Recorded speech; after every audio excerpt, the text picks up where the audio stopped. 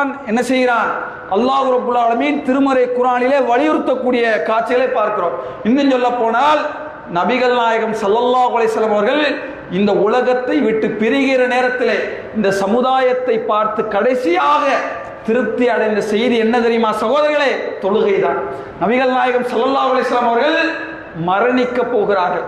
மரணிக்கிற போகிற நேரத்திலே தன் திரையை விலக்கி பார்க்கிறார்கள். அல்லாஹ்வுடைய தூதர் சொல்லிட்டு மனைவி இடத்துல கேட்கிறார்கள், என் சமுதாயம் தொழுது விட்டார்களா? என் சமுதாயம் தொழுது விட்டார்களா? திரையை அல்லாஹ்வுடைய தூதரே, உங்களுக்காகத்தான் காத்திருக்கிறார்கள். எழுகிறார்கள், மீண்டும் மயக்கம் அடைகிறார்கள். எழுகிறார்கள், மீண்டும் மயக்கம் அடைகிறார்கள். இறுதியாக அல்லாஹ்வுடைய தூதர் சொன்னார்கள், அபூபக்கர் சித்திக் ரலியல்லாஹு அன்ஹு அவர்களை தொழ வைக்க சொல்லுங்கள் என்று சொன்னார்கள். அன்புள்ள சகோதரர்களே, அல்லாஹ்வுடைய தூதர் கடுமையான நேரத்தில் கூட இரண்டு நபித்தோழருடைய தோள்களில் கைகளை போட்டுக்கொண்டு தரதர என்று ஜமாத்திலே வந்து தொழுகக்கூடிய காட்சிகளை பார்க்கிறோம்.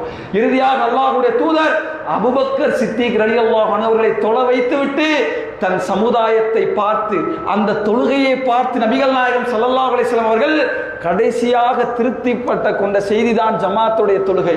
எனவே அன்புள்ள சகோதரர்களே, ஜமாத்தை விடுவது என்பது சாதாரண குற்றம் அல்ல. நாளை மறுமையிலே நம்மை நரகத்துக்கு அழைத்து செல்லக்கூடிய குற்றமாக அல்லாஹ் திருமறை குர்ஆனிலே சொல்லி காட்டுகிறான். ஃபவைலுல் லில் முஸல்லீன், கவனமற்ற தொழுகையாளிக்கு கேடு என்கிறான். யார்?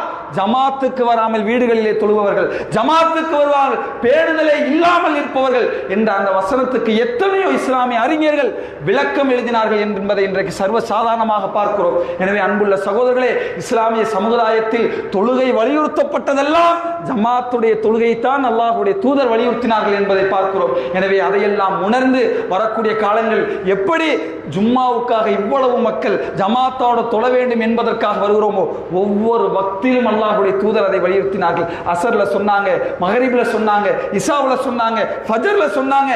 ஆனால் இவ்வளவு வலியுறுத்தி சொன்னோம், இவ்வளவு சிறப்புகளை சொல்லியும் நாம் இன்றைக்கு அந்த தொழுகையின் விஷயத்திலே மிக மிக அலட்சியமாக இருக்கக்கூடிய சகோதரர்களை பார்க்கிறோம். சகோதரர்களே, இந்த உலகத்தில் நீங்கள் மரணித்த பிறகு நாளை மறுமையில எழுப்பி உங்களை கேட்கிற முதல் கேள்வி உங்கள் தொழுகை குறித்து தான் இருக்கும். சகோதரர்களே, வேறு எந்த ஒன்றுக்கும் நான் அதை செய்தேன், லட்சத்தை செலவழிச்சேன், கோடியை செலவழிச்சேன், என் மூலமாக 1000 பேர் நேர்வழி வந்தார்கள், என் மனைவியை நல்லா பார்த்தேன், பிள்ளைக்கு நல்லா படிக்க வச்சேன், அல்லாஹ்ட்ட பேச முடியாது. முதல் கேள்வியை தவறு என்றால் தூக்கி நம்மை நரகத்துக்கு இழுத்து செல்லுகிற ஒரு பேராபத்தாக தொழுகை இந்த சமுதாயத்தில் இருப்பதை பார்க்கிறோம். இனி வரக்கூடிய காலங்களில் அந்த தொழுகை என்கிற அந்த முக்கியத்துவத்தை உணர்ந்து, ஜமாத்துடைய தொழுகை என்கிற அந்த முக்கியத்துவத்தை உணர்ந்து, இமாம் ஜமாத்தாக அந்த தொழுகையை நிறைவேற்றக்கூடிய நன்மக்களாக அல்லாஹ் ரப்பல் ஆலமீன்